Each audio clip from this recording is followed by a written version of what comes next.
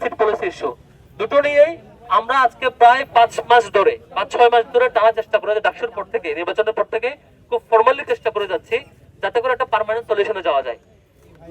নবমনোনীত প্রশাসন আসার পর্যন্ত আমাদের পক্ষ থেকে ফর্মালি 4বার সাক্ষাৎ করা হয়েছে প্রশাসনের সাথে, নতুন প্রশাসনের সাথে 4বার সাক্ষাৎ করে 4বারই কমন বিষয়গুলো আমরা ফর্মালি লিখিত ও লিখিত আনুষ্ঠানিকভাবে নানাভাবে আমরা বুঝিয়ে বলার চেষ্টা করেছি।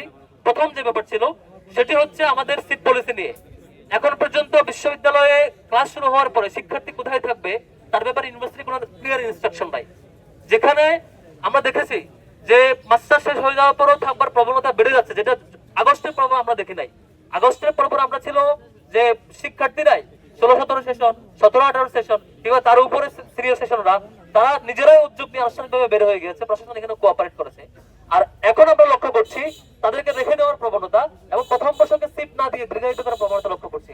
আমরা বলেছিলাম দুইটার কোনো একটা আপনাকে করতে হবে, হয় প্রথম বর্ষকে যাদেরকে সিট দেবেন সিট দেওয়ার নিশ্চিত করতে হবে, যাদেরকে সিট দিতে পারবেন না তাদেরকে আবাসনের খরচ বাবদ শিক্ষাবৃত্তি দিতে হবে। আবাসনের খরচ বাবদ যদি তাদের সিট ভাড়া শিক্ষাবৃত্তি দিতে না পারেন তাহলে তার ক্লাস শুরু করার অথরিটি আপনার নাই। আপনি শিক্ষার্থীকে ঢাকায় কেমন করে থাকবে তার ব্যবস্থাপনা নিশ্চিত করতে না করে ক্লাস শুরু করার এখতিয়ার আপনার নাই। শিক্ষার্থীকে এভাবে আপনি দৃষ্টি ফেলতে পারেন না। আমরা এমনটা চাই না। আমাদের ছোট ভাইয়েরা রংপুর থেকে আসবে, কক্সবাজার থেকে আসবে, দেশের একদম নানা প্রান্ত থেকে এসে এখানে যখন তারা কোথায় থাকবে জানা না, শিক্ষার্থীরা শিক্ষক তুল্য অভিভাবক, তারা যখন বিপরীতে তাদের নিয়ে চিন্তা না করে 5-6 সেশন, 1-2 সেশন, 8-9 সেশনের শিক্ষার্থীদেরকে একটা দলের ক্যাডার বাহিনী হয়ে করে তাদেরকে সিট দিয়ে দেয়, খুবই লজ্জাজনক ব্যাপার এটা।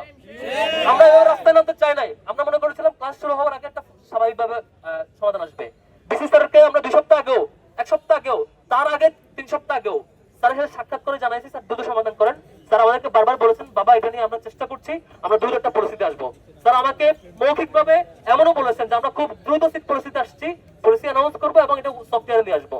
এখন পর্যন্ত এইটা নিয়ে বিশ্ববিদ্যালয়ের কোনো মিটিং এ কোনো কমিটিও হয় নাই, কোনো কাজও হয় না, কোনো পরিকল্পনা হয় না এখন পর্যন্ত। আজকে বিপরীতে আমরা দেখছি আমাদের ছোট ভাইরা ঢাকায় কোথায় থাকবে জানে না। আবার লজ্জাজনক ব্যাপার হচ্ছে একটা পলিটিক্যাল ছাত্র সংগঠন যারা এখন ক্ষমতার অংশগ্রহণ করে নিজেদেরকে, তারা দেখতে পাচ্ছে এই শিক্ষার্থীদের দুর্বলতাকে সুযোগ করে তারা 90-এর ডাকসুর উপরে যেমন করে গণরূপ ফিরিয়ে নিয়ে আসছিল, আবারও সে প্রবণতা তারা দেখছি। তারা এখন তাদের ক্ষমতার অপব্যবহার করে তারা প্রভোস্টদেরকে, আমরা যেমন দেখছি যে প্রভোস্ট এবং ডিন এবং পুরো কমিটির বড় সংখ্যক ব্যক্তি তাদের দলের প্রতিনিধিত্ব করে, তাদের সাথে অ্যাকোমোডেট করে এখন সব হলে কেমন করে গণরূপ ফিরিয়ে আসা যায় সেই চেষ্টা করছে।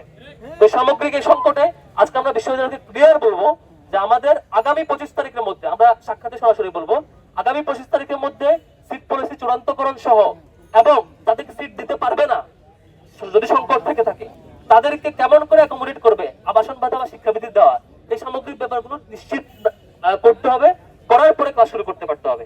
যদি 25 তারিখের মধ্যে চূড়ান্ত না করে তাহলে প্রথম বর্ষের সকল ধরনের ক্লাস বন্ধ থাকবে।